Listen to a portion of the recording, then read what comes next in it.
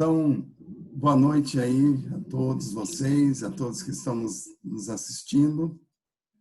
Esse é um fórum que a Sociedade de Medicina e Cirurgia de Campinas está fazendo durante a Covid, que está abrangendo várias áreas, então, do campo médico, tanto a parte política também, né? Então, tem tido os fóruns com prefeitos, secretário de saúde, representantes dos hospitais, para ver como está a situação da Covid aqui em Campinas e região. E nós, então, programamos esse fórum sobre Covid e cuidados paliativos para mostrar como que pode ser essa abordagem de cuidados paliativos no tempo da Covid, que principalmente agora fica muito mais evidente a importância dos cuidados paliativos, né, para abordar esses pacientes que de uma hora para outra se veem assim numa situação de extrema gravidade, com ameaça à vida, e seus familiares, né, que também sofrem com tudo isso. Então, para fazer essa abordagem, hoje nós convidamos aqui, é um prazer ter vocês aqui conosco, o Dr. Douglas Crispim, que é médico geriatra e paliativista, doutor em cuidados paliativos, médico assistente do HC da USP, CEO do grupo ASDS, fundador e líder do Instituto Brasileiro de Comunicação em Saúde e é vice-presidente da Associação Nacional, a Academia Nacional de Cuidados Paliativos e coordenador do Comitê de Gestão. Tá? Muito boa noite, Douglas. Temos também juntos aqui o Alexandre Ernesto da Silva, ele é enfermeiro com especialização em saúde mental e gestão hospitalar, tem mestrado e doutorado em cuidados paliativos e humanização na assistência em saúde pela UFMG e Universidade Católica Portuguesa. É professor adjunto na Universidade Federal de São João del Rei e nos cursos de enfermagem e de medicina. Membro e pesquisador do Grupo de Estudos em Cuidados Paliativos da ENSP Fiocruz e do Observatório Português de Cuidados Paliativos. E é membro da Câmara Técnica Gerencial e Assistencial do COREM de Minas Gerais. Boa noite, prazer em ter você aqui, Alexandre. Boa noite e satisfação. Temos também a Juliana Nalim de Souza Passarini, que é fisioterapeuta, especialista em UTI pela Unicamp, é mestre em ciências médicas também pela Unicamp e é supervisora da equipe de fisioterapia do Hospital Estadual de Sumaré, que é pertencente também à Unicamp. E é do grupo consultor de cuidados, né, do mesmo hospital. Boa noite, Juliana. Obrigado por estar aqui com a gente. E convidei mais 3 amigos aí que nós estamos na batalha aqui em Campinas, né?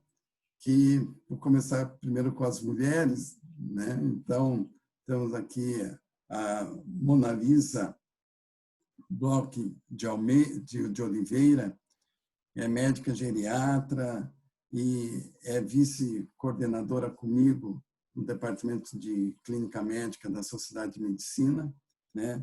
Tem pós-graduação em cuidados paliativos pelo Instituto Pallium, da Argentina. Temos também, boa noite, Mona Lisa, obrigado aí da sua presença. Obrigada a você, Antoniazzi. Boa noite. Temos também, então, a doutora Cristina Bueno Tese Coelho, que também é médica intensivista, especialista em cuidados paliativos pela MB, também da Academia Nacional de Cuidados Paliativos e também do Serviço de Cuidados Paliativos do HC da Unicamp. Doutora noite, Cris. Obrigado pela presença. Obrigada. E, por último, mas não menos importante, né, o Dr. Zé Carlos, também de Santos Junqueira, é geriatra, especialista em cuidados paliativos pela MD e é coordenador do Serviço de Cuidados Paliativos do HC da Unicamp. Então, obrigado, Zé Carlos. Obrigado pelo convite. Bem, então, né, a intenção nossa agora essa noite seria de ver como cuidados paliativos pode ser, né, útil nessa pandemia, né? Como os cuidados paliativos devem ser adicionados, quando devem ser acionados, né? Como que fazemos com pacientes já em cuidados paliativos e que pegam a COVID, né? Quais as medidas que nós vamos, né, ter, quais os planos de cuidados, né, cuidados avançados que nós vamos fazer. Como é que nós vamos comunicar com as famílias, então, aqueles casos graves que vão ter um desenrolar não favorável, né? Como que nós vamos fazer essa comunicação?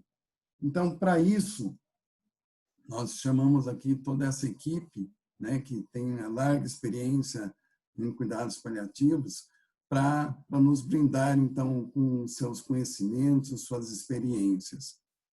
Então, eu começaria com o Dr. Douglas, né, para ele colocar, então, a experiência dele, né, em cuidados paliativos no HC, lá da USP, do Hospital das Clínicas, que foi uma referência muito grande aqui no estado de São Paulo e em todo o Brasil também.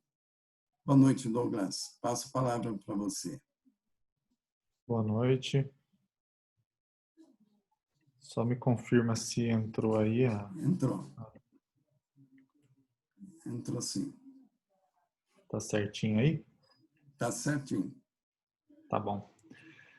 Bom, obrigado. Obrigado, Antoniazzi, pelo convite novamente. Eu participei aqui também com você em outros momentos, né? Aqui com o pessoal de Campinas. Foi bem enriquecedor para mim também as trocas. Eu vejo que vocês estão tendo uma movimentação muito forte na parte de ensino agora online. Isso é um exemplo também para todos nós.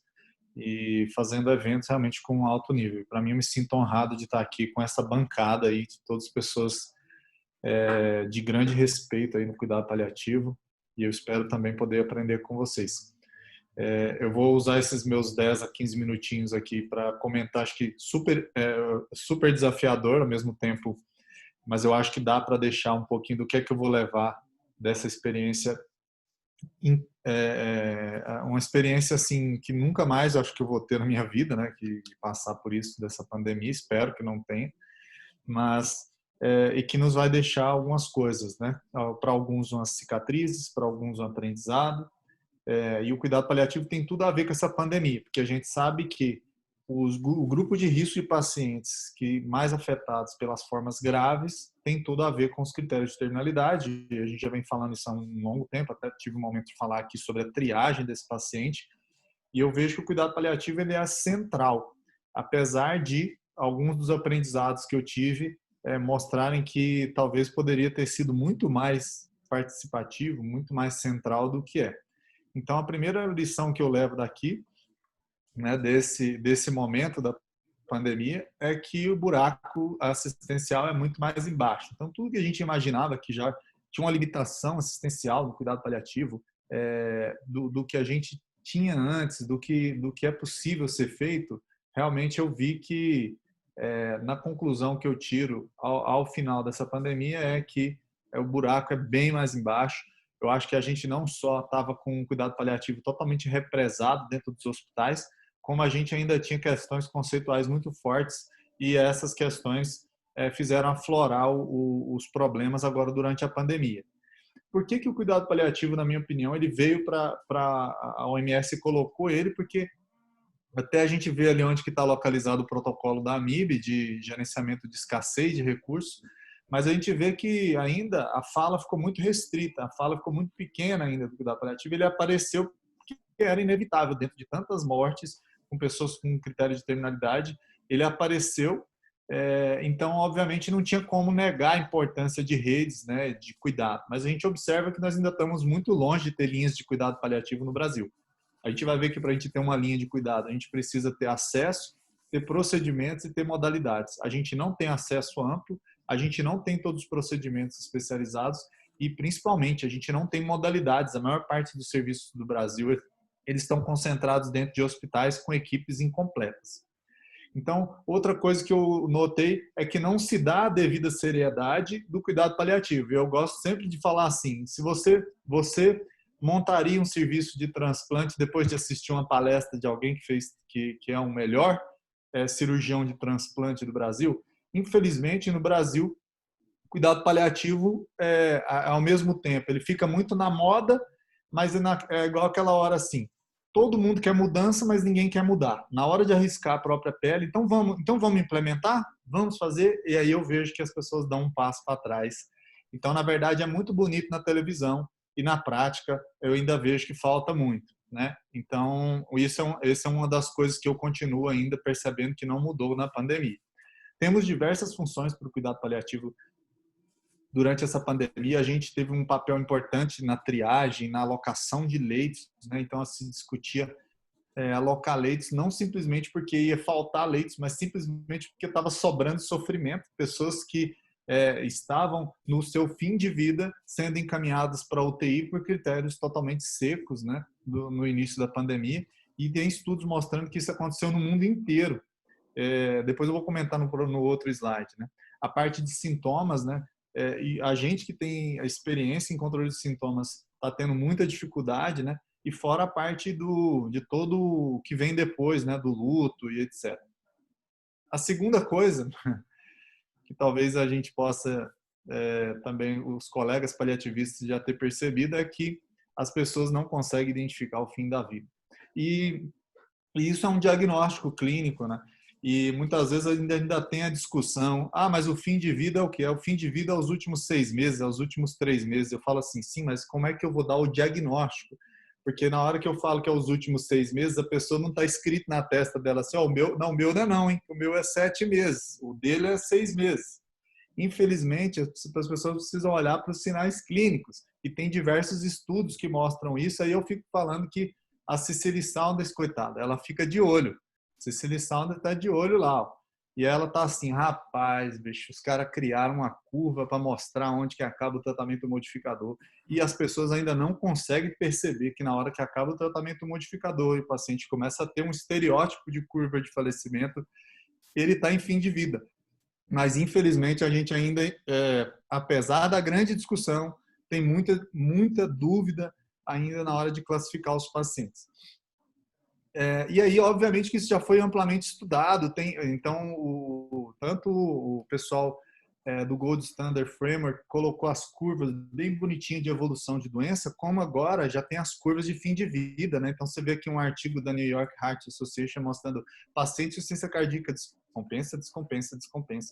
Ele está entrando em fim de vida. E fim de vida não é só marcar o tempo, né? Não é só colocar uma ampulheta, ao contrário, mas fim de vida é intensificar o cuidado. Nosso cuidado intensivo, ele é cuidado no fim de vida, feito pelo especialista, né? Então, realmente, nas estratégias que a gente teve no hospital, o maior ganho foi da gente poder fazer essa catequização de classificar realmente as pessoas em pessoas que têm tratamento modificador, apesar da doença terminal, pessoas que têm a terminalidade já com um estágio intermediário, e as pessoas que estão em fim de vida. E agora saiu um artigo no Palliative Medicine, mostrando, um artigo do pessoal do St. Christopher, mostrando um dado absurdo. 22% das pessoas que morreram de Covid, elas já estavam no seu último ano de vida. E aí eu pergunto para você, onde que estão morrendo as pessoas com Covid na sua cidade, no seu hospital? Será que 22% está morrendo fora da UTI, dentro de uma unidade de cuidados paliativos? E aí realmente que a gente vai ver essas diferenças, né? O que eu falo, essa diferença de custo. A gente tem uma diferença de custo de sofrimento. Primeiro a gente mede o sofrimento, o custo de uma pessoa passando por um monte de coisa que não vai mudar a trajetória dela do morte, de um óbito inevitável, e isso gerando um custo para o sistema, que já é um problema crônico. E aí a gente tem que, se a gente fizesse uma triagem adequada, a gente poderia direcionar o paciente para uma unidade especializada, mas infelizmente a maioria das pessoas vai morrer nessa trajetória. Ou seja, não fui identificado com critério de terminalidade nem com fim de vida, sou encaminhado para dentro de uma UTI, e infelizmente o meu desfecho vai ser a morte inevitável. Outra coisa que me chamou muita atenção durante a pandemia é uma confusão que se criou e que eu digo que, infelizmente, são 50 tons de eutanásia, que é o etarismo, né? Ou seja, quando a gente vê os estudos mostrando que, obviamente, que pessoas de maior idade têm mais doenças, têm uma chance maior estatisticamente de falecer, e aí a gente vê as pessoas olhando aqui o quadro de escassez de recursos nesse artigo que saiu no New England, elas esquecem de ler lá embaixo, que a gente só pode implementar um protocolo de escassez quando tiver escassez. E aí a gente vê, infelizmente, paciente sendo triado por ser idoso. Às vezes você vai ver o paciente tem um COVID grave, tinha indicação de ventilação mecânica, não tinha nenhum critério de terminalidade. Você vê idoso forte, robusto, mas que infelizmente vai morrer porque teve restrição de recursos, as pessoas confundiram o fim de vida dele pelo etarismo. Então, esse foi uma outra lição que eu levo dessa pandemia. 4, os verdadeiros líderes aparecem na crise, né? Então eu levo no meu coração exemplos, né, que surgiram aí nessa experiência que eu vi lá no próprio Hospital das Clínicas. O nosso chefe do pronto-socorro, as chefes do pronto-socorro, o pessoal tomou a linha de frente e colocou a pele no jogo. E eu acho que realmente nesse momento a gente diferencia os verdadeiros líderes, né? O meu líder fez um trabalho muito forte, que foi o Ricardo Tavares, de tentar lutar para ter a unidade, né? E eu vejo que vários líderes surgiram sem cargo durante esse processo. Mas eu pergunto se você sente falta de alguém. E certamente todos nós vamos sentir falta de alguns líderes, né? Talvez até na nossa política, os nossos líderes, infelizmente, nesse momento, foi embora. 5, realmente não é fácil conviver com tantos óbitos. Então, teve dias realmente que eu já estava no meu limite e a tristeza realmente era muito contagiosa e a equipe ia contagiando. Por outro lado, eu também aprendi que o amor também é muito contagioso, né? Então, a gente aprendeu muito como trabalhar em equipe e olhar para o problema ao invés de olhar detalhes entre os colegas, né? Então, realmente, a gente passou momentos muito difíceis, mas de grande aprendizado. 6. Eu achava que sabia algo sobre o tratamento da dispneia, né? Então, realmente, a gente tomou um banho, né? Eu falo que eu tenho 9 anos de paliativo intra-hospitalar, eu só faço paliativo, e a gente tomou realmente um banho de um quadro clínico hiperagudo, que tem uma dissociação clínico-radiológica no início. Então, esses pacientes que você pega um raio-x de um dia, no outro dia o paciente já está totalmente diferente, então é como se eu tratasse diversos pacientes, né? E, além disso, um mecanismo fisiopatológico totalmente novo para nós, que o paciente consegue saturar 65% conversando, sorrindo, e, de repente, ele afunda, né, de uma forma vertiginosa, e com todas as medicações na mão, a gente ainda apanha e tem que fazer sedação paliativa, às vezes até precoce, para esses pacientes. Então, realmente, eu aprendi que a gente precisa, dentro do cuidado paliativo, de mais estudos clínicos sobre controle de todos os sintomas para a gente aprofundar na parte de tratamento medicamentoso. 7. A OMS inseriu o cuidado paliativo no seu documento oficial. E isso todo mundo ficou sabendo, foi bem noticiado, mas, obviamente, a OMS não aprofundou a discussão. Ela coloca ali aquela discussão filosófica do cuidado paliativo, que é importante tratar o sofrimento das pessoas. Como triar? Qual que é a forma? Como que é o detalhe disso que vocês estão propondo? Justamente que eu vejo que, às vezes, é só para constar.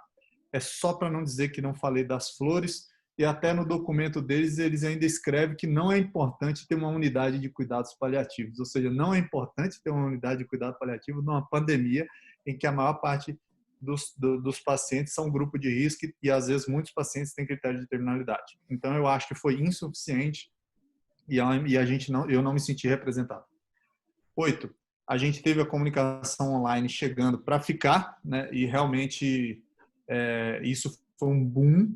Eu não esperava o resultado positivo que teve, a gente teve um resultado muito positivo, né? Vai melhorar muita coisa de comunicação daqui para o futuro, porém, não pode ser só comprar um tablet, comprar um celular e a coisa vai. Então, igual eu vejo, às vezes, muita gente, muitos serviços no Brasil simplesmente começa a fazer aleatoriamente e realmente a gente enfrentou problemas no início, mesmo tendo protocolos.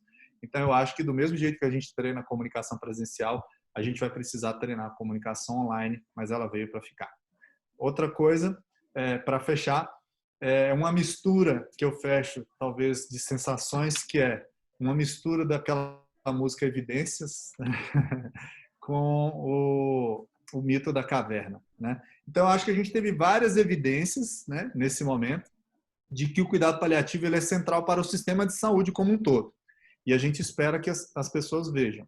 E eu tenho certeza que muitos gestores viram, muitas pessoas viram a importância do cuidado paliativo, talvez diretores de hospital, até a mídia mesmo viu muito, né? E realmente eu espero que daqui a um ano, né, as pessoas que viram, tiveram contato, não tenham um instinto humano, que é de inércia, de voltar para dentro da caverna e a gente... infelizmente, eu tenho muito medo de que isso aconteça, porque eu acho que as pessoas ainda têm uma cabeça meio dura e não entendem de quão bom pode ser um sistema de saúde, como pode ser melhorado quando é colocado cuidado paliativo de verdade, estruturado e de uma forma séria. Então, eu termino aqui, pelo menos para as pessoas que estão assistindo, por favor, não volte para dentro da caverna, vamos continuar fora dela. Um abraço. Obrigado, Douglas. Foi muito importante aí tudo que você colocou a respeito de cuidados paliativos, que é o que a gente costuma ver, né? Que não, mas eu sei como faço tudo, mas porque teve uma aulinha, assisti uma palestra, então já acho que domina o assunto. Não é bem assim, né? Bom, depois, no final, então nós vamos abrir para um bate-papo, né? Perguntas. Então, agora vamos passar para Juliana, que é fisioterapeuta no Hospital Estadual de Sumaré e tem também experiência, então, agora na UTI com esses pacientes em Covid. Vamos A lá, palavra é vou sua. compartilhar aqui.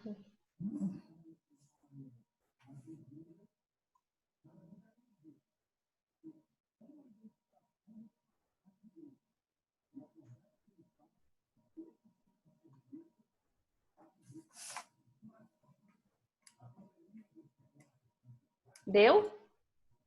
Não, ainda Não, não. peraí.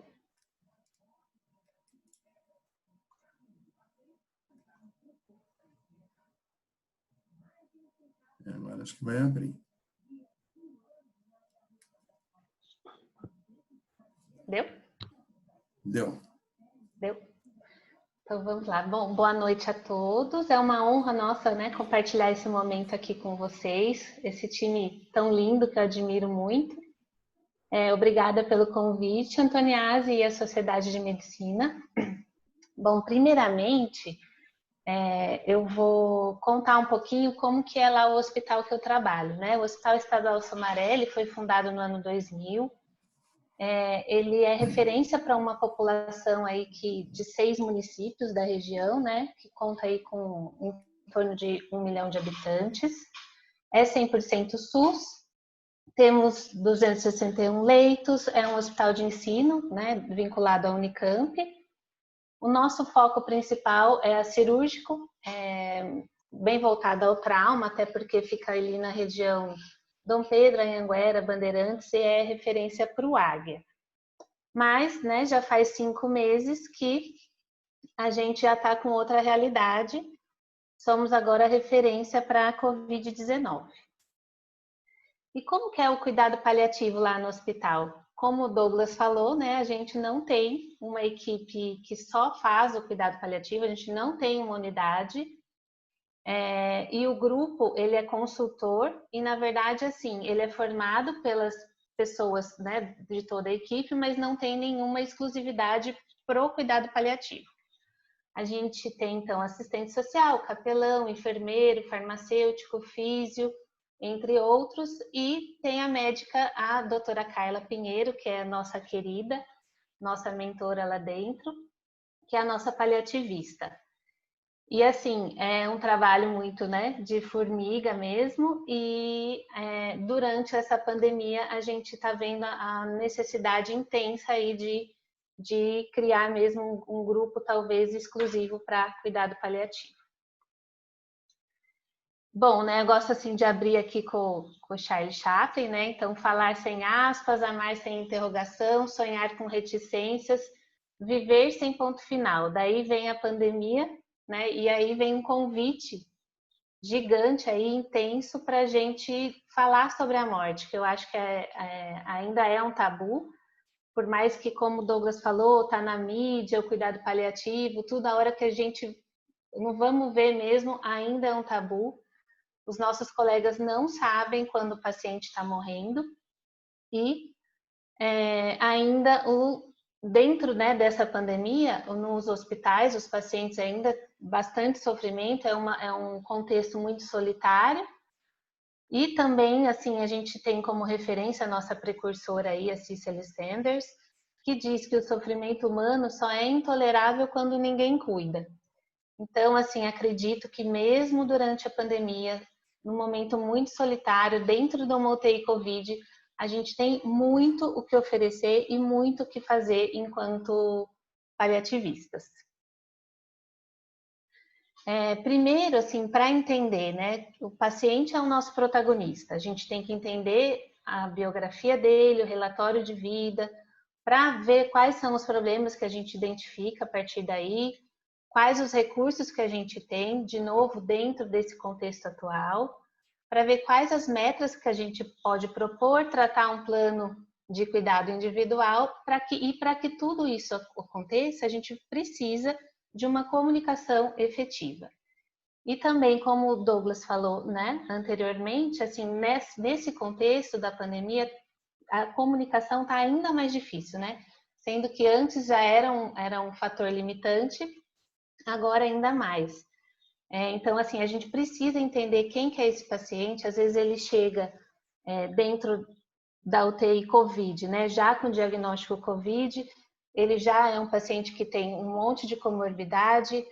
Muitas vezes ele responde de um jeito ao tratamento modificador, outras vezes não. A gente pode fazer ventilação, prona, fazer cálculo de PIP, ajustar, fazer a titulação de sedação, tudo, mas ele não responde.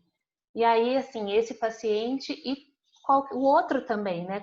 Todos os pacientes que a gente tem dentro de uma UTI COVID, eu acho que eles são muito beneficiados com a abordagem do cuidado paliativo, que vê a pessoa, o ser humano como um todo e todas as dimensões desse ser humano, né? Então, assim, controlando os sintomas, e aí o nosso objetivo maior é o alívio do sofrimento. Para isso, a gente precisa de uma equipe multidisciplinar. Então, assim, dentro agora da pandemia, a gente vê muito né, a dimensão física, assim, a dor, a dispneia, que, assim, eu sendo fisioterapeuta respiratória, intensivista, acho que eu nunca vi tanto paciente dispneico e que a gente não conseguiu tratar, né? Insônia, inapetência, imobilidade também, muitos deles por tempos longos de sedação, mesmo em uso de bloqueador neuromuscular, e daí quando a gente acorda esse paciente, ele já está com a funcionalidade comprometida. A parte psíquica também, então, é uma pandemia que é muito assustadora, né? A gente não sabe a cura e isso causa ansiedade, a depressão, o próprio medo, o delírio também por conta de todo esse contexto de sedação, a dimensão familiar, a espiritual, que também, né, é muito, muito comum. E para tudo isso, eu acho que assim, a gente precisa da transdisciplinaridade, né? Porque eu falo assim que dentro de uma UTI COVID é diferente de um outro espaço do hospital, porque lá dentro, pelo menos da onde eu trabalho, a gente tem o tempo ali inteiro, o médico, o enfermeiro e o físio. Então, muitas vezes eu tenho que entender qual é a dimensão que está acontecendo aquele sofrimento, o que está causando angústia para aquele paciente, para eu poder pedir uma interconsulta de algum colega que fica fora, né? Então, assim, para tudo isso a gente precisa dessa comunicação, dessa transdisciplinaridade. Aí até eu trago um exemplo que, assim, enquanto eu estava fazendo a físio de um paciente, ele pediu a caneta e um bloquinho lá do papel. E ele pediu para mim, assim, né, me dá algo para eu morrer logo. Mas, assim, e conversa com a técnica de enfermagem, que durante o banho, o que na verdade ele queria era, e ele pedia insistentemente, era a visita do padre, né? Porque ele estava com esse sofrimento espiritual. Então, assim, a gente pediu aí a ajuda da capelania e a nossa UTI, todos os leitos têm essa janela de vidro. Então, o padre fez a visita e essa interconsulta. A dimensão familiar também, aqui eu trago outro exemplo, assim, por exemplo, tem um pai de família que era cantor, ficou muito tempo internado, fez traqueostomia e era o provedor da casa, e também a filha mais nova fazia cartazes para mostrar esse amor para esse pai e dar força aí para a recuperação. Aqui também era aniversário de um paciente, a gente acabou aglomerando lá dentro que podia, né? E fizemos cantamos parabéns para ele.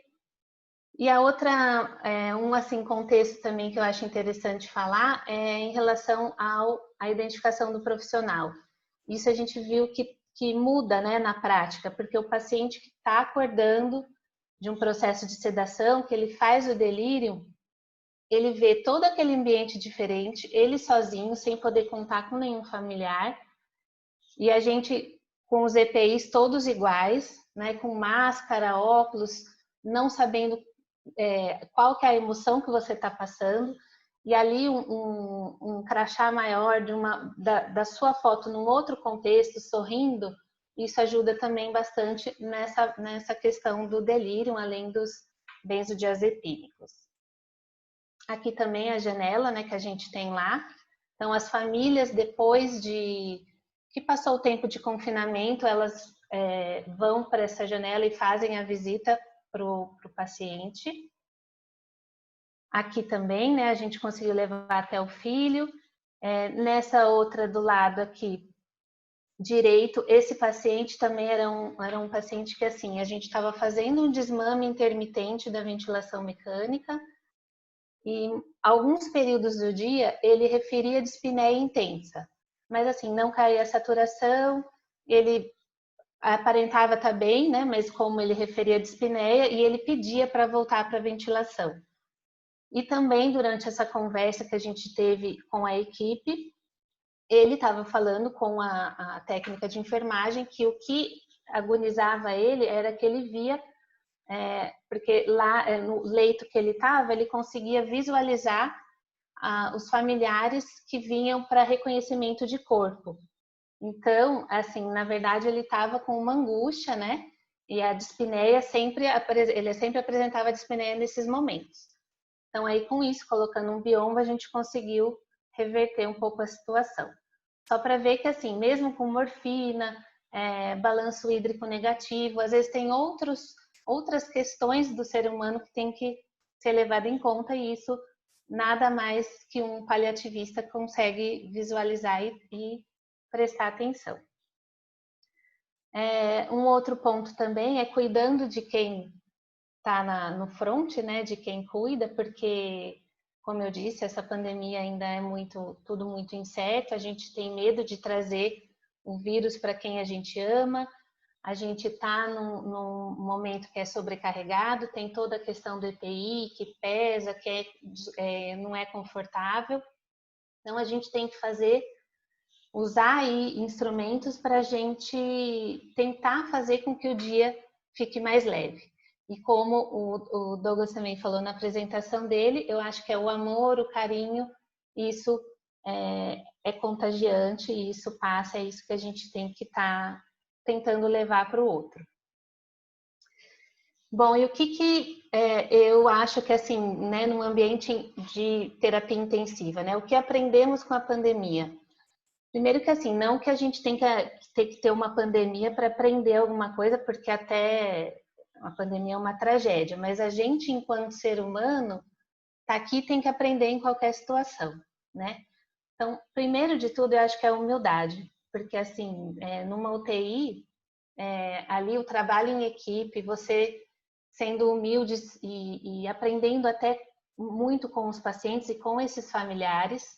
Eu acho que é um aprendizado que veio, que a gente não pode esquecer. A questão da transdisciplinaridade, tanto o respeito pelo outro profissional, quanto até saber, né, aonde a gente vai e para ajudar mesmo o desfecho com o nosso paciente. A compaixão, a comunicação, que tem que ser efetiva, né? E eu deixo alguns pontos aí para discussão.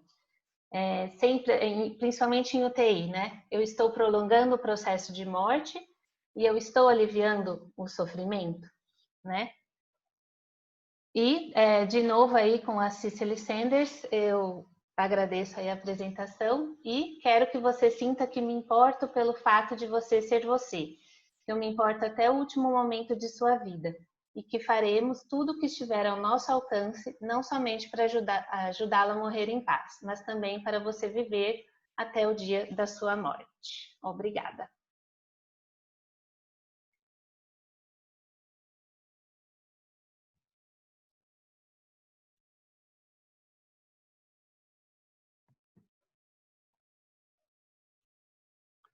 Toniase, seu microfone está fechado. Obrigado pela brilhante explanação aí e que mostrar como é difícil realmente o trabalho, né, já na COVID, ainda mais na UTI, né? Então, esse conhecimento de cuidados paliativos, de você poder lidar com o sofrimento e não só pensando na doença, né? Então isso modifica muito, né? Até em questão da sobrevida mesmo desse paciente, né? Bom, então agora vamos passar para o Alexandre. Alexandre esteve nesse final de semana conosco aqui na nossa jornada, né? Foi muito boa, né? Já tivemos mais de 1.300 visualizações aqui no YouTube, né? Então, e agora trouxemos novamente você aqui. O Douglas Agradeço. também já veio aqui, agora você, então vamos colocar as figurinhas carimbadas, né? Tá bom, eu agradeço no nome do Antoniase, né, a toda a Sociedade de Medicina e Cirurgia de Campinas, de estar aqui entre amigos, posso falar assim, de pessoas tão queridas que a gente está nessa. Eu não gosto muito dessa palavra, mas é o que mais significa, é a militância mesmo. Nós estamos juntos na militância pela dignidade humana, nessa grande temática dos direitos humanos. Na verdade, a gente inclui aí, a grande temática dos direitos humanos, nessa defesa, né? Eu vou projetar a minha aula.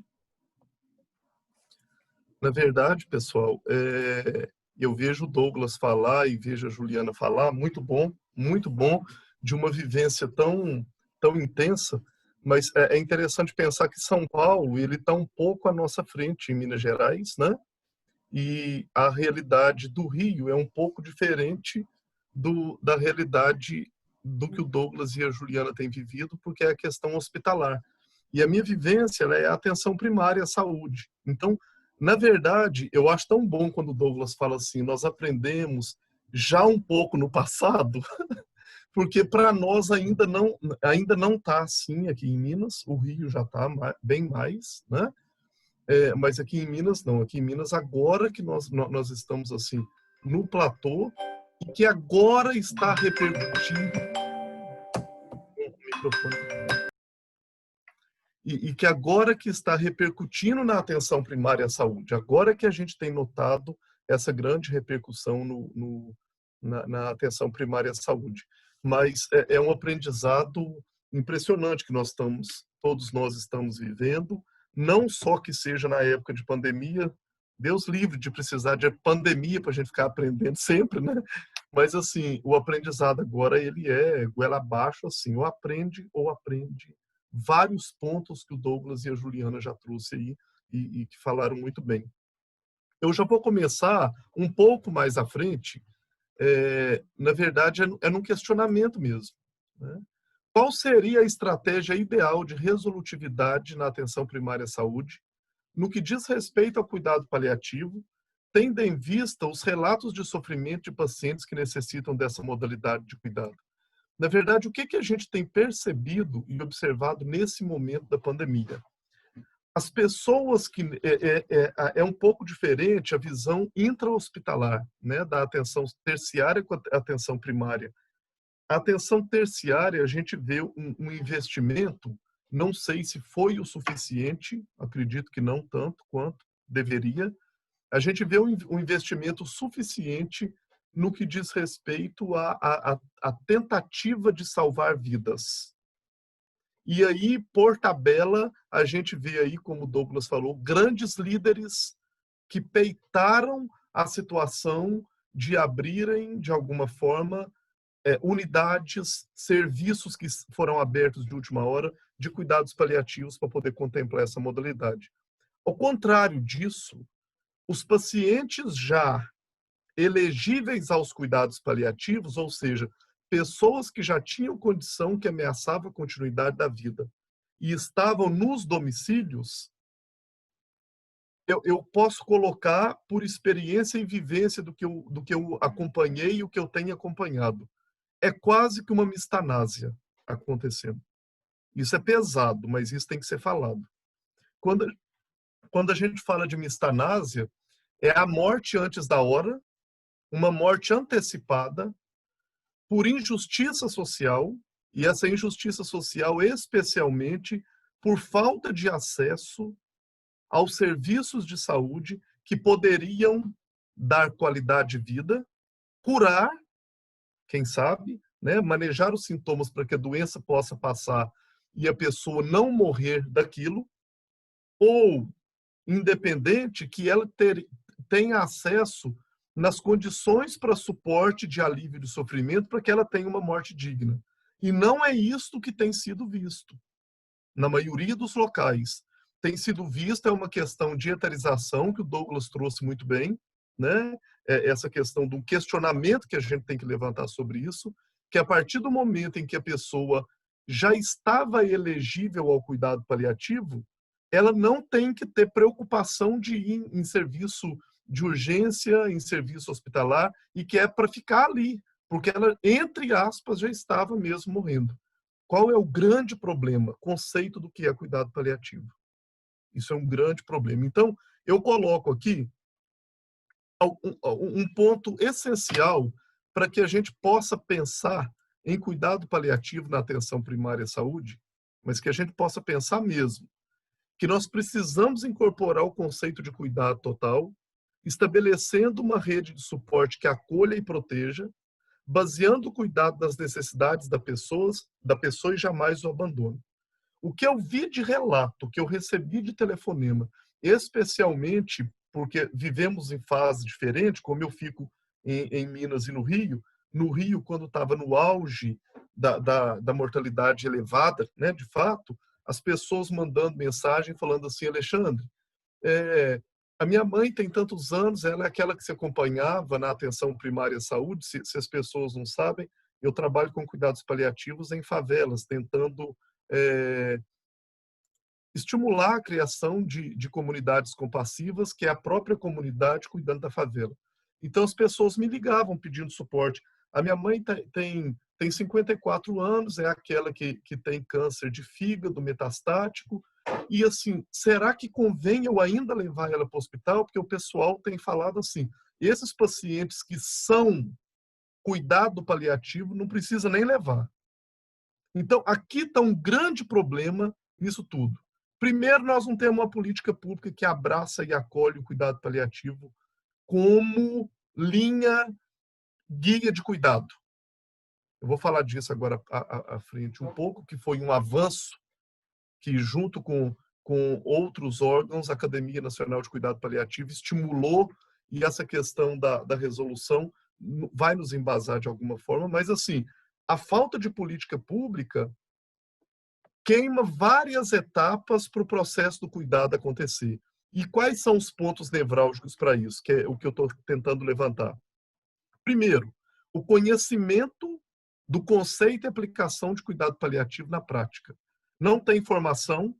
No que diz respeito à política pública, não tem uma linha de cuidado que abranja o cuidado paliativo. Trata-se, muitas vezes, como cuidado continuado, mas dentro da definição de cuidados continuados não contemplam robustamente o cuidado paliativo como uma abordagem ao sofrimento humano com o objetivo de aliviar o sofrimento, dar qualidade de vida. Segundo, transpor assistência curativa para paliativa, quando não dá para as duas caminharem juntos. Na atenção primária à saúde, há uma grande dificuldade de elegibilidade da pessoa aos cuidados paliativos, de falar, essa pessoa necessita de cuidados de conforto. Sabe por quê?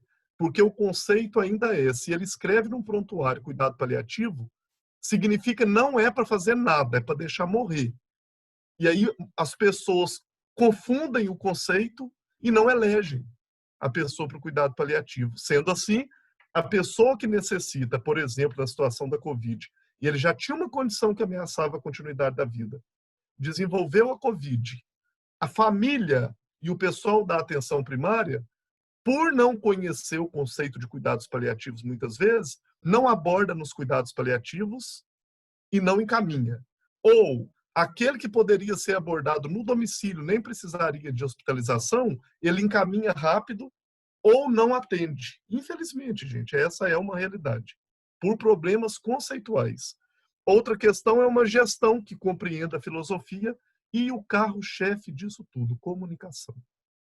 Infelizmente, a comunicação ela tem deixado, nessa vivência que nós estamos tendo da pandemia, essa comunicação. Eu participo de 2 grupos de WhatsApp de 2 grandes favelas que eu acompanho, e quando eu percebo a comunicação que chega nos grupos pelos agentes de saúde locais, e determinando assim, pessoal, se você tem familiar com mais de 80 anos, repense se convém levar para a UPA. Quando eu vejo isso lá, eu tenho que entrar falando assim, o que está acontecendo? Ele tem mais de 80 anos, mas ele tem o quê? Não tem nada, ele só é idoso. Não, ele tem toma um medicamento. Então, o que é isso de não é para levar? Não, é porque a gente já está pensando assim, Alexandre, eles já são cuidado paliativo. É como se a pessoa fosse cuidado. A pessoa não é pessoa. A pessoa é o abandono. Então, é uma questão conceitual. Se na atenção hospitalar isso escancarou muita coisa, na atenção primária eviscerou, jogou as vísceras todas para o chão, e a gente viu e tem visto muita gente que teria, não falo cura, porque ele já vinha com uma condição que ameaçava a continuidade da vida, mas pelo menos dignidade para poder morrer, no mínimo, com conforto de dor, com conforto de dispneia, né, gerando a dignidade da vida. E o que a gente busca na atenção primária à saúde, especificamente? Atingir o maior nível de controle de sintomas, tem um errinho aqui, atuar no reconhecimento dos valores e da dinâmica da família, reconhecer aquela realidade local, comunicar-se de forma clara, possibilitando que a pessoa e os familiares tenham informações necessárias e também que possa expressar os seus sentimentos, que a gente possa proporcionar condições, suporte e segurança para colaborar na morte digna e na dignidade da pessoa, preparar cuidadores e familiares para o cuidado domiciliar e esclarecer as possibilidades de ocorrência de óbito no domicílio. Na medida do possível, na minha atuação, aos pacientes que desenvolveram Covid na atenção primária à saúde, especificamente na atenção domiciliar, que é onde eu atuo mais, a gente tem conseguido utilizar desses pilares, mas de toda forma a gente tem dado retaguarda também para que a pessoa, nos casos em que o controle de sintoma fica inviável no domicílio, que a pessoa tenha direito a um hospital de retaguarda, a um serviço de urgência e emergência, para que ele possa ser encaminhado. O que muitas vezes a gente ouve é que paciente eleito nos cuidados paliativos não deve ser encaminhado, infelizmente por serviços. E uma dica, esse é um material que a Academia Nacional de Cuidados Paliativos preparou agora em 2020 mesmo, é a abordagem aos cuidados paliativos durante a pandemia na Covid, Especificamente na atenção domiciliar, eu deixo aqui algumas dicas que eu acho que é muito interessante a gente discutir sobre isso. Primeiro, na atenção domiciliar, preferir a restrição domiciliar dos seus pacientes, evitando desnecessariamente procurar unidades de saúde e hospitais, objetivando minimizar a exposição e possível contaminação pelo vírus, recomendando isolamento social da pessoa e do seu cuidador. É uma pessoa elegível a cuidado paliativo que não infectou com a Covid, com o coronavírus. Identificar a real necessidade da visita domiciliar enquanto equipe, ou se a possibilidade de telemonitoramento atende às necessidades de oferecer os cuidados paliativos, para que a gente também não leve risco para as pessoas na atenção domiciliar. Caso não seja possível a videoconferência, considerar o contato telefônico em modalidade viva voz, para que toda a equipe possa participar. Daí, caso a visita seja inadiável, constatar por meio de contato telefônico se o paciente ou familiares apresentam sintomas gripais. Caso estes sintomas estiverem presentes, identificar, mesmo à distância, necessidade de avaliação presencial ou encaminhamento a um serviço de saúde local. Se de fato a visita acontecer, considerar, gente, todos os possíveis EPIs adequados para realizar a visita domiciliar. É interessante pensar de realizar o atendimento, procurando ser com um profissional por vez na visita, ou seja, dentro da casa, se possível, espaçar o tempo entre as visitas presenciais e manter segmento via o telemonitoramento. Com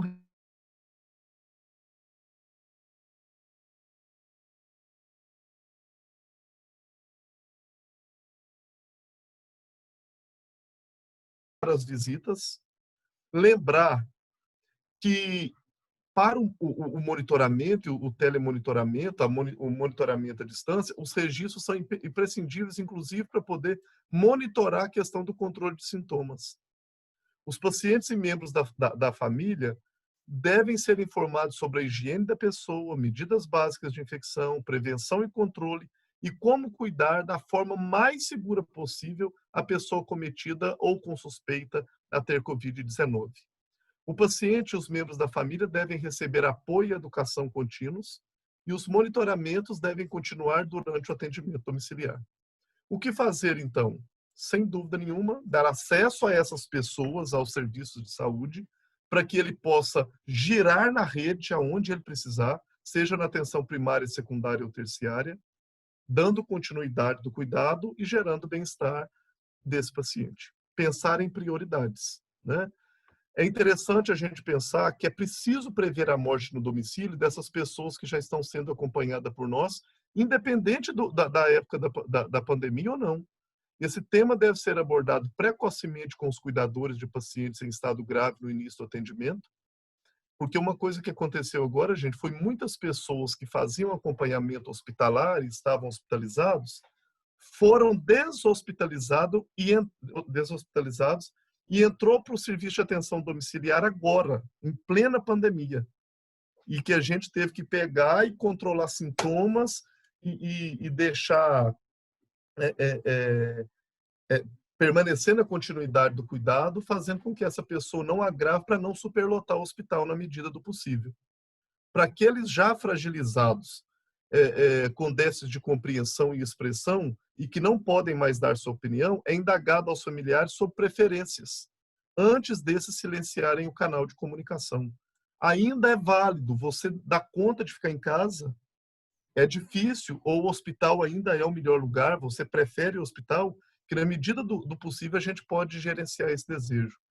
E ter atenção quanto às discordâncias entre pacientes e familiares, para a gente não ficar numa jogada aí no meio. Entender que as decisões são mutáveis até as vias finais. Aquela família, aconteceu isso com a gente semana passada, uma família de uma paciente com Alzheimer, que a gente estava acompanhando no domicílio, já eleita nos cuidados paliativos, já multiresistência à antibiótico-terapia com várias reinfecções pulmonares, infectou novamente, testou negativo para Covid, mas a família resolveu que ficaria com essa pessoa em casa. E a gente deu todas as orientações, trabalhamos a possibilidade do óbito no domicílio, trabalhamos a questão do conforto e uma boa comunicação e controle de sintomas, mas no último momento A filha aquela que mais acompanhava e a primeira a ter a decisão que não iria hospitalizar, ela mudou de ideia e levou a mãe para a UPA no último momento. Acolha isso. Acolha. As decisões podem ser mutáveis, né? E eu acho que antes disso a gente já tinha um bom apontamento, que era a Resolução 41 de 2018, que dispõe sobre as diretivas para a organização dos cuidados paliativos à luz dos cuidados continuados integrados no âmbito do Sistema Único de Saúde. Gente, vamos pôr gás nisso. Vamos pensar num grupo de profissionais que queiram colocar gás nisso. Tem que sair da resolução e nós temos que pensar em política pública de saúde. E quando a gente fala de política pública de saúde, é pensar, sem dúvida nenhuma, num item lá dentro que chama financiamento. Não adianta só papel. Tem que ter financiamento de cuidado para poder girar a questão das linhas do cuidado à saúde. Porque senão fica a imagem de cuidado paliativo mão na mão, que mãozinha na mãozinha vai ajustar tudo. Não. Tem que ter uma política legal de distribuição correta de medicamentos, de acessibilidade a serviços de acolhimento como hospices, que o Brasil é paupérrimo no que diz respeito. Tem que constar a questão da educação, que seja transversal cuidados paliativos nos cursos técnicos e superiores, e que, de alguma forma, a política pública possa ser fundamentada. Aqui é um pouco das nossas visitas, agora no tempo da Covid. Algumas pessoas da equipe já tiveram Covid, eu ainda não, né? Não testei ainda, mas tudo indica que não. E a gente segue na batalha, na atenção domiciliar, e temos conseguido grandes feitos, pensando que os hospitais, as pessoas que gostavam de hospitalizar seus doentes por qualquer coisa, têm acreditado na atenção domiciliar com mais veemência. Aqui algumas referências, aqui os meus contatos para quem quiser, e aqui uma foto que eu gosto muito, que é a atenção domiciliar na Rocinha, Dona Rosilda, que é uma grande voluntária da comunidade compassiva, no nosso trabalho na Rocinha. Obrigado a todos aí. Então, obrigado, Alexandre. Foi muito boa também essa explanação sobre, né, o sistema público, né, de saúde, e que no sistema privado, às vezes, não é muito diferente também essa conotação de cuidados paliativos, né? E nessa assistência domiciliar, que que a gente já faz, eu faço também, e nós temos feito basicamente isso também, né? Quando dá, né, eu faço, e eu estou assim, pelo serviço, eu estou em casa, né, por causa da idade, né? Então, e tenho feito telemedicina, e quando precisa, então a equipe vai até aquele paciente para fazer o atendimento presencial. Bom, então agora passaria aí a palavra aí, se é o Zé Carlos, ou a Cris, ou a Mona Lisa quiserem fazer algum comentário também, falar alguma coisa de alguma experiência que tenha vivido nessa pandemia. Eu queria começar primeiro agradecendo aos 3 palestrantes, porque foram realmente apresentações muito especiais, né, que se complementaram. Então, parabéns à escolha dos temas, Antoniazzi, e a cada um que trouxe aqui esses contextos, né, que estão vivendo aqui em cada serviço, né, que trabalham. Então, assim, de uma forma geral, o Douglas, ele conseguiu nos apresentar de uma maneira bem organizada os aprendizados. Eu achei ótimo, porque consegue estruturar até nas nossas próprias cabeças tudo que a gente está vendo, e numa velocidade incrível que tudo está acontecendo, as informações, os conhecimentos, né? Não podemos esquecer que é uma doença que o mundo está presenciando de dezembro para cá, então é muita coisa nova todo dia. A Juliana também trazendo as experiências de dentro da UTI, né, e a importância, e me chamou muita atenção no que a Juliana falou em relação quando a gente está, né, com os EPIs que nos escondem. Então, tudo que a gente trabalha, que é tão importante da comunicação não verbal, que é algo que a gente tem mais dificuldade nesse momento, né? E aí o Alexandre também, né, com essa experiência de atendimento domiciliar e atenção primária, fazendo um grande link com aquilo que o Douglas começou dizendo, que na verdade o que a pandemia está trazendo para o mundo é escancarando as deficiências dos sistemas de saúde. Então, esse é um ponto super importante no Brasil e no mundo inteiro, do quanto a saúde não dá conta. Em cuidado paliativo não é diferente. Aquele dado que o Douglas trouxe, que foi publicado no New England, 22% dos pacientes que faleceram em UTI estavam no último ano de vida, né? Se a gente pensar, Brasil, com mais de 103 mil mortes hoje, a gente tem 22 mil pessoas que estariam numa terminalidade. E onde estariam essas pessoas? Onde está, né? Se não fosse Covid, UTI, a gente tem esse dado novo. E aí o Alexandre está mostrando para a gente, nós não temos sistema de saúde organizado o suficiente para acolher tudo isso, né? Toda essa população. Então, acho que o resumo dessa conversa que para mim, que eu estou levando hoje como um presente, né? Do que a gente está, mais um checklist aí de aprendizado, é o quanto isso está escancarado. E daqui para frente, como é que nós vamos lidar com isso? Porque hoje nós estamos vivendo ainda no pico, né? Brasil é pico ainda da pandemia, mas a gente ainda vai muito tempo lidar e trabalhar com a sequela disso tudo. Então, que é um outro assunto que a gente ainda está aprendendo como é que nós vamos lidar com isso tudo. Pessoas que muitas vezes estão conseguindo recuperar de quadros graves de UTI, mas que estão saindo com graves sequelas e mudando assim a história e da vida de uma maneira muito súbita. Então, o sistema de saúde como um todo e todos os profissionais de cuidados paliativos têm que aprender a lidar com isso. E chamou também muita atenção uma fala do Douglas no momento assim, o quadro muda muito rápido no Covid, a gente não está acostumado com isso. E aí eu, pensando assim, né, eu trabalho com população idosa, cuidado paliativo já há tantos anos, a gente está muito acostumado com doente crônico.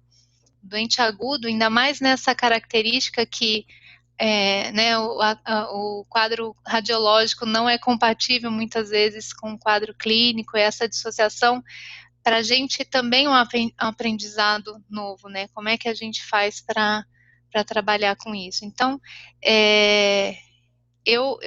para mim é um presente, eu queria agradecer, uma reflexão aqui para todos nós, e eu também gostaria de chamar a atenção, tem uma colega que colocou uma questão para todos os palestrantes, para toda a mesa, que é o cuidar do próprio profissional, né? Foi a Raquel Alves, que está colocando aqui uma questão, né, que gostaria que todos comentassem em relação a como cuidar um dos outros. A Ju falou um pouquinho disso lá, como é que isso está sendo lá no estadual, mas se vocês puderem comentar sobre isso também, agradeço.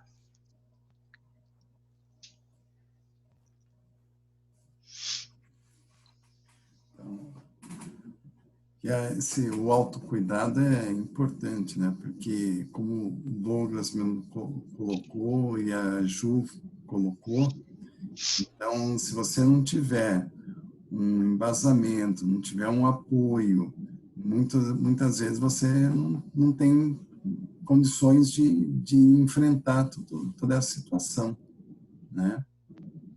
Então, se a Ju ou Douglas quiserem falar alguma coisa também, o Zé Carlos, a Cris.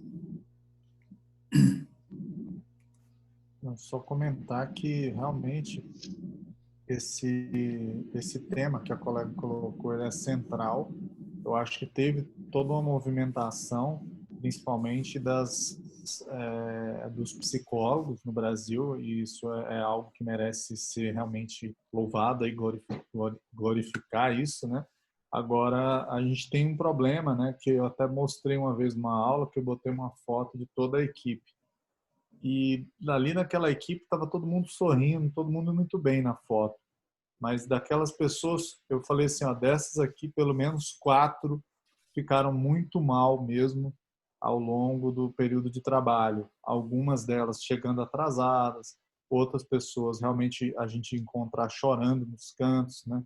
Colegas que a nossa cultura já não era uma cultura de buscar apoio na saúde mental, e aí colegas que realmente estão sofrendo dessa necessidade e não foram acessados.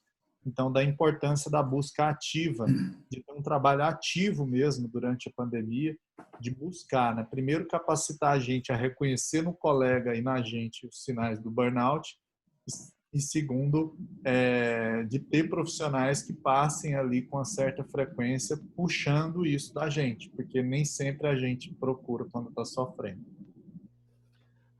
Eu ouço falar, especialmente quando a gente fala do cuidado paliativo, o pessoal fala muito de fadiga por compaixão. Eu tenho ouvido e tenho falado muitas vezes sobre a fadiga por empatia, que é uma situação que nós sofremos muito agora nesse momento da Covid enquanto profissionais, porque a compaixão é o ato em que, quando alguma coisa me emociona, eu faço alguma coisa para mudar a vida da pessoa que eu cuido. Então, o sofrimento, a fadiga por compaixão, é quando eu estou sofrendo de ver tanta gente que eu estou cuidando sofrer. É uma coisa. Mas eu acho que o que ficou mais claro para nós é a fadiga por empatia, porque a empatia é quando eu entendo a dor do outro, eu não sinto ela, porque ela é dele, mas eu entendo a dor do outro, eu vejo que ele precisa de ajuda, e muitas vezes a gente não está conseguindo fazer aquilo que é necessário, que é, no meu caso, na atenção primária à saúde, que eu vi, assisti, tenho assistido muito, o não acesso ao serviço de qualidade para aliviar sintomas. Então, essa fadiga por empatia, ela é fato, né? E mostra também para nós o que já era claro, a falta que faz a gente ter nos serviços acolhimento para os próprios profissionais. No México, eu vi uma reportagem que no México toda a criação de uma equipe de cuidado paliativo, obrigatoriamente, nas discussões esse artigo traz, obrigatoriamente tem que ter um serviço de apoio ao profissional, mas que tem vários serviços que possa, por exemplo, shiatsu, massagem, escuta qualificada e daí por diante. E na Covid, eu vejo agora como um ponto positivo, eu acho que o Douglas citou isso em algum momento.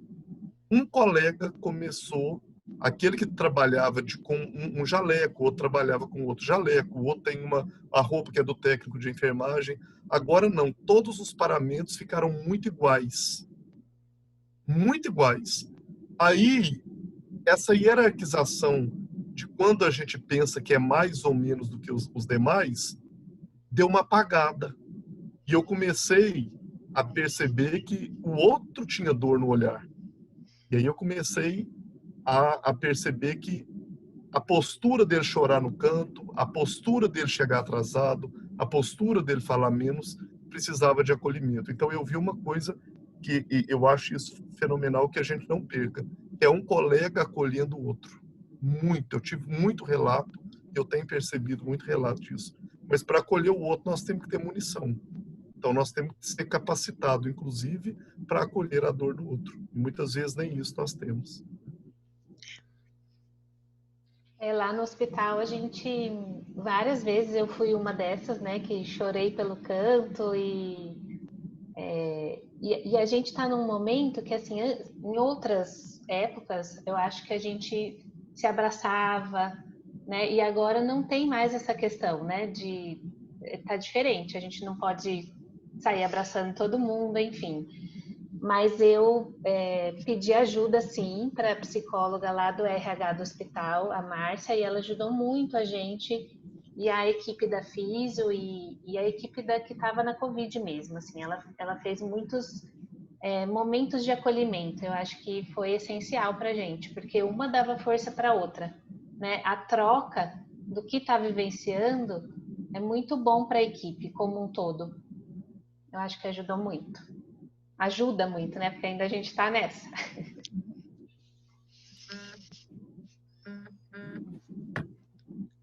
Então, mais alguém gostaria de falar? Cristina, Tem seu uma microfone pergunta, tá fechado. tem uma pergunta aqui do... Ah, desculpa. Depois se quiser tem uma pergunta do Jorge aqui. Talvez Jorge Cury, que é interessante aí, se der tempo. Que gostaria no chat. Gostaria de perguntar o que podemos fazer para o cuidados paliativos ganhar o impulso necessário para ocupar mais rapidamente o lugar que merece em toda a nossa assistência, seja básica e hospitalar. Se vocês quiserem abrir aí, é interessante essa discussão, né? Do ponto de vista prático, né? Até como também o Alexandre no sábado, né, de ação no gerenciamento também, como você falou agora há pouco também, né, Alexandre? Que a gente tem que agir aí na resolução e tal, então o caminho das pedras. Tem a questão da gestão, que o Douglas, né, tá coordenando a comissão de gestão, não é isso, Douglas? Lá na NCP, pelo menos, né, essa é a ideia. Então, se tiver a oportunidade de a gente conversar um pouquinho sobre isso, acho que é interessante, né? Eu acredito que a Ju e o Douglas devem comentar um pouco sobre isso também, mas sem dúvida nenhuma, para mim, o meu foco e olhar é numa coisa final, que é a política pública de saúde definida. Eu não tenho dúvida que isso é o carro-chefe. Mas é claro que o caminho das pedras, nós temos várias questões que nós podemos desenvolver antes. A gente sabe que os gestores, as prefeituras, os serviços suplementares, os hospitais, quando querem e entendem a filosofia do cuidado paliativo e vê que isso, Douglas é papa nisso, a gestão dessa questão é feita de forma robusta e de forma cientificamente embasada e que trabalhe com processos e indicadores, independe da política pública para a gente ver qualidade nisso. É claro que o foco é na política, mas a gente tem muita coisa que a gente pode fazer antes, porque tem muita evidência científica que mostra isso enquanto gestão. Eu gosto de colocar assim, o colega, deixa eu ver, Jorge Cury, primeiro, obrigado pela pergunta. Gosto de colocar assim, Jorge, era bom se a gente tivesse uma fórmula mágica para falar assim, tá, fiz isso aqui, deu certo, mas é multivariada, né? Essa análise aí, ela é multivariada. Infelizmente, a gente está num movimento, eu acho que está num movimento de crescimento, né? Isso é bom, mas é uma venda multifacetada. Imagine que a gente que está aqui, que a gente já está catequizado, né? Quem está assistindo essa aula aqui já está catequizado, muitas vezes. Não tem dúvida da importância. Agora, quem precisava estar assistindo, não está assistindo. E aí a grande questão é assim, como é que a gente vai trazer essas pessoas para vir assistir? Se o cara, para ele, existe uma questão também, que é um movimento da gente ficar num pensamento mítico, um pensamento de o que eu faço já é bom, eu não quero fazer o novo. Então, quando a pessoa vê que aquele movimento é um movimento que faz sentido, existe inconscientemente um movimento contrário. Assim, não, eu acho que isso é bom mesmo, mas vai precisar mudar, vai exigir esforço, então eu vou correr para o lado de cá. Então, eu acho que dentre todas as variáveis, o Alexandre citou um ponto nevrálgico. Não dá para fazer, é só a gente botar na cabeça a implantação de um serviço de transplante. Aí não tem erro. O que eu preciso para implantar um serviço de transplante? Primeiro, as pessoas têm que aceitar que vai ter doação de órgão, então tem que sensibilizar. Segundo, tem que ter um financiamento, porque eu tenho que ter RH. Não adianta eu falar que o cuidado paliativo, que é Ceciliçado, hoje no Brasil você não tem muita Ceciliçado. O cara faz 3 profissões, igual a Ceciliçado. Faz enfermagem, serviço social, faz, né, medicina. Então, não dá para a gente sair contratando só a Ceciliçado, para ter que contratar menos gente. Não, tem que contratar gente. É uma tecnologia leves e leves duras. Isso gasta dinheiro. Então, realmente, nada disso que a gente está falando aqui, né, a gente pode vir aqui falar a aula mais maravilhosa do mundo do que é o cuidado paliativo. Claro que parte da gente. Eu concordo com o Alexandre.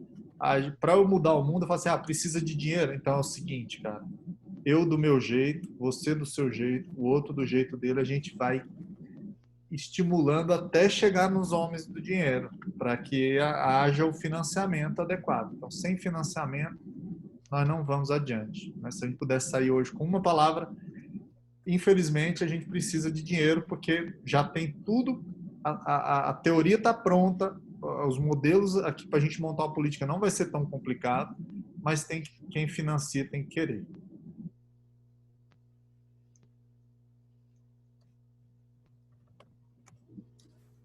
Abre o microfone, Cris. Nós estamos aqui em Campinas, também numa luta grande dessa, né? Então a gente fica muito feliz com a participação dessas 3 palestras, que foram muito enriquecedoras, a gente parabeniza bastante, e a gente tem certeza que isso aqui vai chegar para muitas pessoas, né? Essa discussão de especialistas na área que estão trazendo para a gente aqui algo que vai poder nos ajudar, não só Campinas, obviamente, mas a gente quer o Brasil inteiro. Então, eu ia fazer alguns comentários a respeito só do que foi falado, que eu acho, assim, que sem dúvida nenhuma, a gente também tem que começar na graduação, né? Eu sei que é um tema, né, que a gente já repete, mas é uma coisa que a gente tem que desenvolver a graduação e a pós-graduação de cuidados paliativos. A gente tem que ter mais gente, tem que ter um time, como a gente está falando, especializado, né? E não gente que fala, que faz, e às vezes até, infelizmente, leva, né? Não vou precisar citar exemplos, mas todo mundo pode lembrar de algum caso que às vezes até leva o nome de uma forma inadequada do cuidados paliativos, né? E aí isso aí, às vezes, 30 pessoas fazem uma coisa correta e de repente uma é capaz de queimar o nome porque fala, eu faço cuidados paliativos, e você fala, nossa, isso? E aí as pessoas que não entendem, você perde todo aquele trabalho, toda aquela construção, né? Então eu realmente acredito fortemente na educação continuada, que isso vai ajudar a fortalecer, claro que tem um tempo, mas é necessário construir essa base forte, né? E outra coisa que eu sempre falo, que assim, a gente tem financiamento para coisas assim, diversas, da cirurgia cardíaca, o transplante hepático, as unidades de AVC, mas alguns vão fazer transplante hepático, alguns vão ter AVC. Mas morrer somos todos nós, né? Os 90% que não vão morrer de morte súbita. Então, eu acho que essa talvez seja uma sensibilização de quem mexe com o dinheiro, de que, porque muitas vezes, infelizmente, é assim mesmo, né? As pessoas têm que sentir um pouquinho, né? Para poder ver o que a gente não precisou sentir, talvez, a maioria de nós, para a gente poder falar, puxa, isso é muito importante. Então, realmente, a gente está sensibilizado, mas acho que essa é uma maneira que eu gosto muito de falar para as pessoas se sensibilizarem, né? E ver que como a gente também sofre, com vocês também, só para finalizar a minha fala, sobre, realmente, entre aspas, o preconceito de banalizar o paciente em cuidado paliativo, que ele, quando parece que as pessoas até ficam felizes quando você fala num hospital, em algum lugar, entre aspas, ele é paliativo, quer dizendo, então eu já vou deixar ele bem num canto, que aí ele não vai mais dar trabalho para ninguém. Que bom, né? Mas como algumas coisas também a gente acaba fazendo e a gente não percebe, uma coisa que me incomodou muito falando do Covid, que me incomoda até hoje, quando eu ouço sempre a frase, só pega grupo de risco, só pega grupo de risco. Me incomoda tanto, porque assim, por que o grupo de risco tem menos valor do que quem não é do grupo de risco? Ou seja, ufa, que bom então, né? Então, assim, são coisas que as pessoas usam frases, e você vê isso toda hora falando, né? Só pega grupo de risco, como se fosse muito banal. E no paliativo aconteceu a mesma coisa também, para quem desconhece o que é, né? Então, falta muita humanização, falta muita compaixão, falta muito entendimento, né? E como o Alexandre falou também, né? Muitas coisas da dificuldade que a gente tem, eu acho muitas vezes de sentir isso, eu já passei por um processo desse, muitas pessoas que estão aqui vivenciaram, que é a fadiga por compaixão, e aquele estresse moral, que é quando você sabe que você podia ter feito alguma coisa melhor, você não conseguiu fazer pelo sistema que não te permitiu. Quantas vezes nós passamos por isso? Sabendo, tinha uma coisa melhor e eu não consegui porque o sistema não me permitiu. Então, isso, para nós, é uma dor grande também, né? Então, eu acredito que a gente tem estratégias, sim, estratégias de convencimento, de mudança do sistema, além de ser pelo educacional, da educação permanente, que a gente tem que melhorar isso, as pessoas entenderem do que a gente está falando, como também do financiamento, para entender que nós não estamos pedindo nada de extraordinário, a gente está pedindo o que vai atender 90% das pessoas e que cuidados paliativos é um direito, não é um benefício. Obrigada. Então, rapidamente, botando aí até no sábado a gente conversou um pouquinho sobre isso, né? A ideia, o nosso modelo, infelizmente, no Brasil, acaba sendo um modelo hospitalocêntrico, né?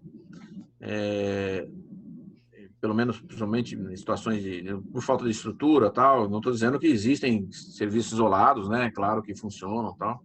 Mas o modelo que está na cabeça, inclusive da cultura, né? Eu preciso mais dinheiro para o hospital, né? Isso você ouve todo dia, né? Na imprensa, não precisa mais dinheiro para o hospital, precisa de dinheiro para o hospital. Quer dizer, não precisa de dinheiro para a saúde, precisa de dinheiro para o hospital, né? E a gente vê assim uma quantidade de recursos gastos, né?